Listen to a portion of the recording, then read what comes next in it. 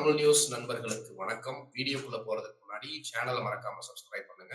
இந்த வீடியோவை லைக் பண்ணிட்டு உங்கள் கருத்துக்களை மறக்காம கமெண்ட் செக்ஷன்ல பதிவு. மகாராஷ்டிரா மாநிலத்துல நாளைக்கு நவம்பர் 20 288 தொகுதிகளுக்கும் ஒரே கட்டமாக தேர்தல் நடக்க இருக்கிறது. இந்த நேரத்துல பாத்தீங்கன்னா நேற்றைய தினத்துல அனில் தேஷ்முக் அப்படிங்கிற என்சிபி சரத்பவார் அணியை சார்ந்த தலைவர். அனில் தேஷ்முக் யார் அப்படின்னா ஒரு மிக மூத்த தலைவர். மகாராஷ்டிரா மாநிலத்துல பல பொறுப்புகள்ல இருந்திருக்கிறாரு. 2019-21 காலகட்டத்துல அந்த மாநிலத்தினுடைய உள்துறை அமைச்சராகவும் இருந்திருக்கிறாரு. அவர் ஒரு நிகழ்ச்சியில கலந்துகிட்டு ரிட்டர்ன் வர்றப்ப மர்ம நபர்கள் அவருடைய வாகனத்தை கல்லால எரிஞ்சு தாக்குதல் நடத்தியிருக்கிறாங்க. அதுல சம்பவ இடத்திலே பாத்தீங்கன்னா அவருடைய தலை உடைந்தும் ரத்தம் பலபலன்னு கொட்டியிருக்கு. நேற்றைய தினத்துல ஃபுல்லா மகாராஷ்டிரா மாநிலத்துல இந்தியா முழுக்க அப்படின்னே சொல்லலாம் சமூக வலைதளங்கள்ல இருந்து செய்திகள்ல இதுதான் நேற்றைய தினத்துல வைரலா போயிட்டு இருந்துச்சு. மகாராஷ்டிரா மாநிலத்துல சட்டம் ஒழுங்கு எந்த அளவுக்கு சந்தி சிரிச்சு கிடக்குதுன்னு பாருங்க அப்படின்னு இந்தியா கூட்டணி தரப்புல மகாயுதி கவர்மெண்ட், அதாவது தேசிய ஜனநாயக கூட்டணி பாஜக, ஏக்நாத் ஷிண்டே, அஜித் பவார் இவர்களுடைய அரசு மீது பயங்கர குற்றச்சாட்டு வச்சாங்க. ஏன் இவ்வளவு பெரிய குற்றச்சாட்டுகள் வைக்கிறாங்கன்னா, தொடர்ந்து அந்த மாநிலத்துல பல்வேறு சட்டம் ஒழுங்கு பிரச்சனைகள் நடந்துட்டு இருக்கிறது. சமீபத்துல ஒரு மாதத்திற்கு முன்பு அந்த என்சிபி கட்சியை சார்ந்த முன்னாள் அமைச்சர் பாபா சித்திகி சுட்டு கொல்லப்படுறாரு. ஒட்டுமொத்த மகாராஷ்டிரா மாநிலமே அதிர்ச்சிக்கு உள்ளாச்சு. பாலிவுட்ல மிகப்பெரிய பிரபலமானவர், பாலிவுட்ல இருக்கக்கூடிய ஷாருக் கான்ல இருந்து சல்மான் கான் எல்லாரோடவும் நல்ல பழக்கம் கொண்டவர் தான் அந்த பாபா சித்திகி. அவர் சுட்டு கொல்லப்படுறார். அந்த அளவுக்கு அந்த மாநிலத்துல சட்டம் ஒழுங்கு சீர்குலைந்து இருக்கிறதா அப்படின்னு கேள்வி எழுக்கிற அளவுக்கு அப்படி ஒரு சம்பவம் நடந்து முடிகிறதுக்குள்ள இப்போ அனில் தேஷ்முக் மீது தாக்குதல் நடத்தியிருக்கிறாங்க அப்படின்னா இது முற்றிலும் ஏற்றுக்கொள்ள முடியாது அல்ல. மகாராஷ்டிரா மாநில மக்கள் இப்ப கொந்தளிப்புல இருக்கிறாங்க. மகாராஷ்டிராவில் இப்படி ஒரு பிரச்சனைகளை நாங்க அலோவ் பண்ண மாட்டோம். இந்த மாதிரி எல்லாம் மகாராஷ்டிராவில் நடந்ததே கிடையாது. அது மட்டும் இல்லாம குஜராத்ல இருந்து வந்த 2 பேரு மகாராஷ்டிராவில் இருக்கக்கூடிய ப்ராமினன்ட் கட்சியை உடைச்சு அந்த கட்சியை பிரிச்சு அதை வச்சு கூட்டணி ஆட்சி அமைச்சு அவர்களுக்குள்ள பவர் பாலிடிக்ஸை வரவு பண்ணி அவர்கள் மீது வழக்குகளை போட்டு அவர்கள் அடிமைகள் போல நடத்தின விதத்தையும் நாங்கள் விரும்பவில்லை அப்படின்னா மக்கள் கடும் கோபத்துல இருக்கிறாங்க. சோ அதனுடைய ஒரு சிறிய வெளிப்பாடு தான் நாடாளுமன்ற தேர்தல்ல பாத்தீங்கன்னா வெறும் 9 இடங்கள்ல தான் 48 நாடாளுமன்ற தொகுதியில பாஜக வெற்றி பெறுது. கூட்டணியாகவே சேர்த்து ஒரு 15 இடங்கள்ல தான் வெற்றி பெறாங்க. இந்தியா கூட்டணி தான் 33 இடங்கள்ல வெற்றி பெறுகிறது. சோ இந்த கண்டினியூட்டி தான் இந்த சட்டமன்ற தேர்தலிலும் தொடரும் அப்படின்றதுதான் சில கருத்து கணிப்பு நிறுவனங்கள், அதுவும் ஃபேமஸான லோக்பால் கருத்து கணிப்பு நிறுவனம் வெளியிட்டிருந்தாங்க. சமீபத்துல 165 இடங்கள் வரைக்கும் இந்தியா கூட்டணி வெற்றி பெறும், 46% வாக்குகள் வரைக்கும் பெறும். இதுல பாஜக கூட்டணி அந்த 120 அதுக்கு கீழே தான் வருவாங்க அப்படிங்கிற மாதிரி கணக்கு சொல்லியிருந்தாங்க. அதர்ஸ் அப்படின்னு சொல்லிட்டு ஒரு 10-14 இடங்களை பெறுவதற்கு வாய்ப்புகள் இருக்கு. அவர்களோட சேர்ந்தா கூட அந்த பெரும்பான்மைக்கு தேவையான இடங்களை பெறுவதற்கு கஷ்டம்தான் அப்படிங்கிற லெவலுக்கு தான் அதோடைய கால்குலேஷன் இருக்கிறத பார்க்க முடியுது. சோ தோல்வி பயத்துலதான் பாஜக இப்படி பண்ணுதா அப்படிங்கறதான் இந்தியா கூட்டணி சார்பில் குற்றச்சாட்டு வைக்கிறாங்க. சோ இப்போ மகாராஷ்டிரா மாநிலத்துல எந்த பாஜக தலைவர் பிடிபட்டாரு, கையில 5 கோடி ரூபாயோட கையும் களவுமாக பிடிக்கப்பட்டிருக்கிறார். இதுல பாத்தீங்கன்னா வினோத் தாவ்டே அப்படிங்கிற ஒரு தலைவர். இந்த வினோத் தாவ்டே யாருன்னு பாத்தீங்கன்னா மகாராஷ்டிராவில் அவர் முன்னாள் அமைச்சராக இருந்திருக்கிறார். பாஜகவினுடைய தேசிய பொதுச் செயலாளராக இருக்கிறார். அவர் கரண்ட் அந்த பதவியில தான் இருக்கிறாரு. அவருடைய அரசியல் வாழ்க்கையை ஏபிவிபியில தொடங்கி இருக்கிறாரு. நம்ம நேற்றைய தினத்துல ஒரு வீடியோ போட்டோம். மகாராஷ்டிரா மாநிலத்துல எந்த அளவுக்கு RSS அமைப்பு தங்களுடைய நெட்வொர்க்கை பயன்படுத்தி இந்த தேர்தலில் எப்படியாவது வெற்றி பெற்று விட வேண்டும் அப்படிங்கிற குறிக்கோளோடு கையில களமிறங்கி இருக்கிறாங்க அப்படின்னு பார்த்தோம். ஒருவேளை இந்த சம்பவங்கள் எல்லாம் அது சம்பந்தப்பட்ட சம்பவங்களா கூட இருக்கலாம்.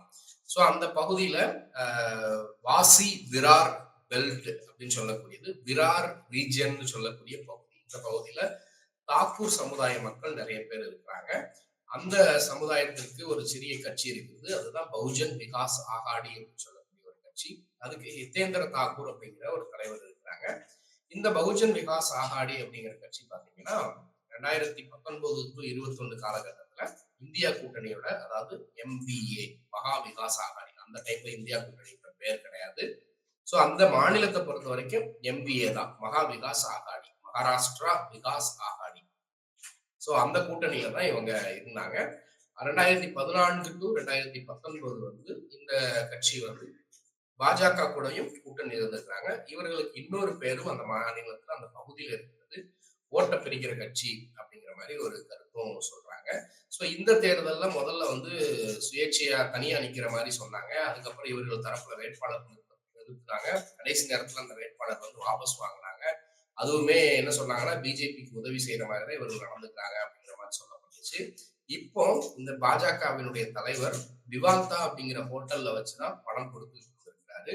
அப்படி பணம் கொடுத்துக்கிட்டு இருக்கக்கூடிய அந்த ஹோட்டல்ல தான் செய்திகளை கேட்டு இந்த பிவிஏ பகுஜன் விகாஸ் ஆகாடின்னு சொல்லக்கூடிய இந்த கட்சிக்காரர்கள் தான் வந்து அவரை கையும் களவுமாக பிடிச்சு அவருடைய டைரி பணத்தை எல்லாம் பிடுங்கி போலீஸ்ல ஹேண்ட் ஓவர் பண்ணியிருக்காங்க. ஸோ அந்த வீடியோ விஷுவல்ஸ் தான் இன்னைக்கு இந்தியா முழுக்க கம்ப்ளீட்டா சமூக வலைதளங்களை குறிப்பா எக்ஸ் வலைதளத்துல வந்து பிச்சுக்கிட்டு போது ட்ரெண்டிங்ல பறக்குது அப்படின்னு சொல்லலாம்.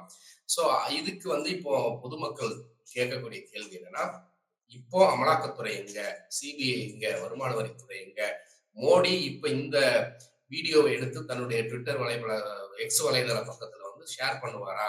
இதே இது காங்கிரஸ் கட்சியை சார்ந்த நபரோ இல்ல இந்தியா கூட்டணியை சார்ந்த நபரோ வந்து மாட்டியிருந்தாருன்னா என்னெல்லாம் பண்ணியிருப்பீங்க அப்படிங்கிற கேள்வியை கேட்கிறாங்க. வழக்கம் போல தேவேந்திர பட்னவிஸ் தரப்புலையோ இல்ல வேற எந்த தரப்புலையும் எந்த பதிலுமே இல்லை அப்படிங்கிறத பார்க்க முடியுது.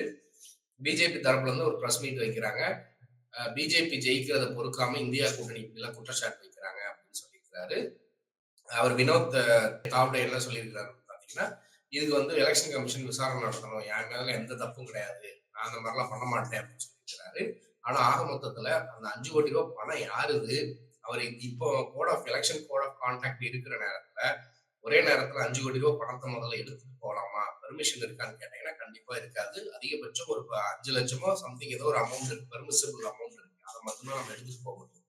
அதுக்கும் தகுந்த ஆவணங்கள் இருந்தாதான் தேர்தல் அதிகாரிகள் அதை கைப்பற்றாம இருப்பாங்க. எல்லாத்தையும் மீறி வினோத் தாண்டே வந்து எப்படி வந்து 5 கோடி ரூபாயை கேஷா எடுத்துட்டு வந்தாரு, அதுவும் அந்த டைரியில வந்து யாருக்கு எவ்வளவு கொடுக்குறோம் அப்படிங்கிறதெல்லாம் எழுதியிருக்குன்னா என்ன பர்பஸ்க்காக இந்த பணம் டிஸ்ட்ரிபியூட் பண்ணப்படுகிறது.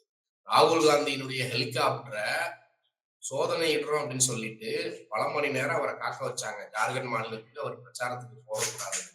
அது மட்டும் இல்லாம அவருக்கு கிளியரன்ஸும் கொடுக்காம 2.5 மணி நேரம் அவர் அந்த ஹெலிகாப்டர்லயே உட்கார்ந்து இருந்தாரு. ஆனா மோடி பாஜக தலைவர்களுக்கு மட்டும் நினைச்ச இடத்துக்கு நினைச்ச நேரத்துக்கு போகலாம் அப்படின்னு இருக்கு.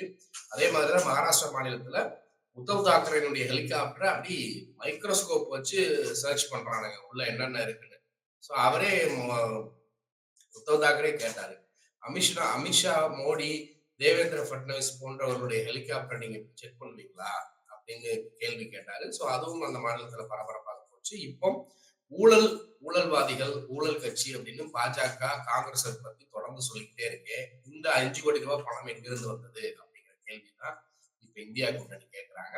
ஏற்கனவே நாடாளுமன்ற தேர்தல்ல டெம்போவாக காங்கிரஸ் கட்சிக்கு அதானியிடம் இருந்தும் அம்பானியிடம் இருந்தும் பணம் செல்கிறதுன்னு மோடி ஒரு குற்றச்சாட்டு வச்சார் இல்லையா? அந்த வீடியோலாம் எடுத்து போட்டு காங்கிரஸ் வந்து குற்றச்சாட்டு வைக்குது. இந்த மாதிரி டெம்போவா பணம் யாருக்கிட்ட இருந்து வாங்கினீங்க, இந்த 5 கோடி ரூபாய் எங்க இருந்து வந்ததுன்னு ரொம்ப கிளவரா காங்கிரஸ் கூட்டணி வந்து இந்தியா கூட்டணி வந்து பயங்கரமான அட்டாக்ல பிஜேபி வச்சு செய்யறாங்க. நேரத்தோட கேம்பெயின் முடிஞ்சிருச்சு. இன்னைக்கு வந்து சமூக வலைதளங்கள்ல செய்யறாங்க அப்படின்னே சொல்லலாம். சோ நேற்றைய தினத்துல அனில் தேஷ்முக் அவர்கள் மீது நடத்தப்பட்ட தாக்குதலாக இருக்கட்டும், இப்பொழுது வந்து இங்க நடந்த சம்பவமாக இருக்கட்டும், இப்போ இங்க வினோத் தாடே விஷயத்தை வச்சு இன்னொரு செய்தியும் சொல்றாங்க. பாரதிய ஜனதா கட்சி தோற்றுவிடும் அப்படிங்கிற பயத்துல சில பகுதிகளில் தேர்தலை தள்ளி வைக்கிறதுக்கான ஒரு முயற்சியில் ஈடுபடுறாங்க. இந்த மாதிரியான சம்பவங்கள்லாம் நடந்துச்சுன்னா தேர்தல் ஆணையம் வந்து தேர்தலை தள்ளி வைக்கும், அதை வச்சு எப்படியாவது நம்ம பின்னாடி ஜெயிக்கிறதுக்கு ஏதாவது வழிவகுக்கலாம் அப்படிங்கிற சில திட்டங்கள்ல பாரதிய ஜனதா கட்சியினுடைய சதி செயலாக தான் இது இருக்கும் அப்படின்னும் இந்தியா கூட்டணி தரப்புல குற்றம் சாட்டப்படுகிறது. ஸோ தொடர்ந்து இதை குறித்து அப்டேட்களை பார்க்கலாம். நாளைக்கு காலையில தேர்தல் ஆரம்பிக்குது. தொடர்ந்து இதை குறித்து பேசுவோம். இதை குறித்து நீங்க என்ன நினைக்கிறீங்க மறக்காம கமெண்ட்ல சொல்லுங்க. நன்றி.